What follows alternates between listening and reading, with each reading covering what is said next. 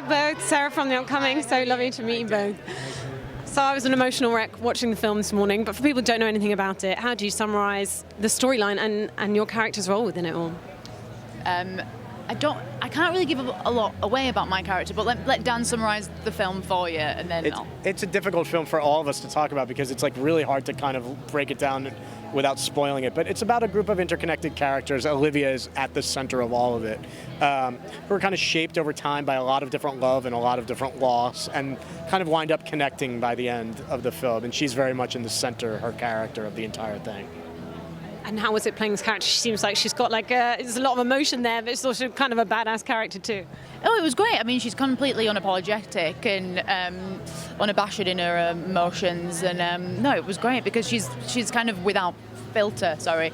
It was really fun and kind of freeing to play that character. I actually lost my dad in a car crash when I was younger, and I found the whole film very moving but also uplifting. So, what do you hope other people will take away from it? Hopefully that. Yeah, we've been hearing from a lot of people who have experienced forms of trauma and loss that it's had a different kind of meaning for them.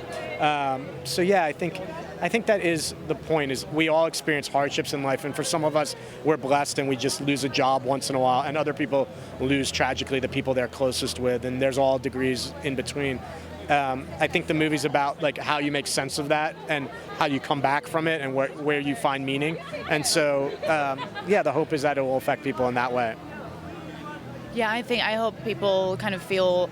I mean, it takes you on a massive journey, this film, but I hope by the end of it, people come out feeling buoyant and hopeful. Yeah, the genesis was I just sat down at a computer and started writing something weird, and it evolved over the course of the year.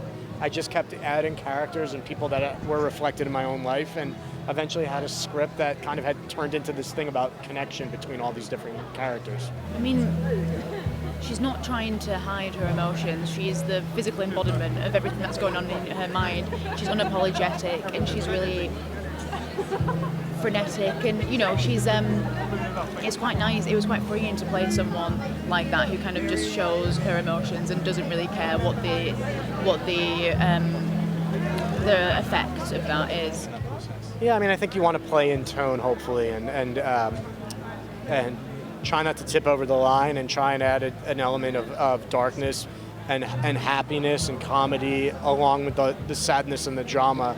And hopefully you find the right formula and it makes it work.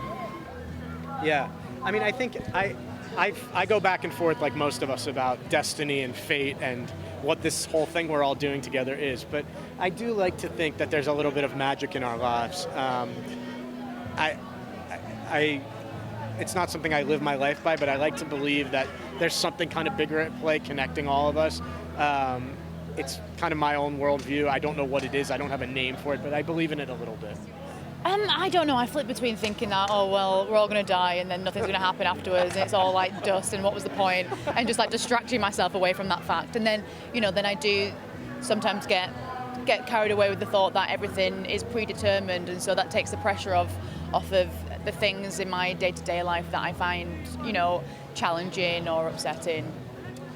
Well, yeah, there's just a lot of different pieces to wind together, and you're playing in a lot of different tones. The movie goes from being very funny at times to very sad, and I think that's a lot of what life is like.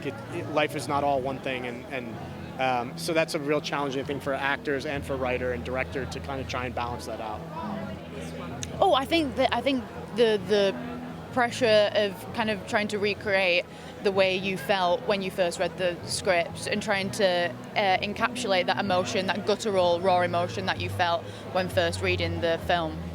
I started as a writer because I wrote it, and I just sat down to write something, and it eventually took shape, and it became very much about a couple of different people in my life, my mother and my wife and a bunch of other people, and it just kind of took form, and it became a thing I made for a lot of different people in my world.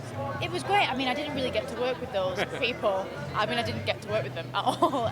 So it was lovely to work with Dan in kind of 2-week bursts, and then because it felt like a short film, and then you see everything on the screen, how Dan has melded these stories together, and I just thought it was really beautiful, and they're so amazing in the film.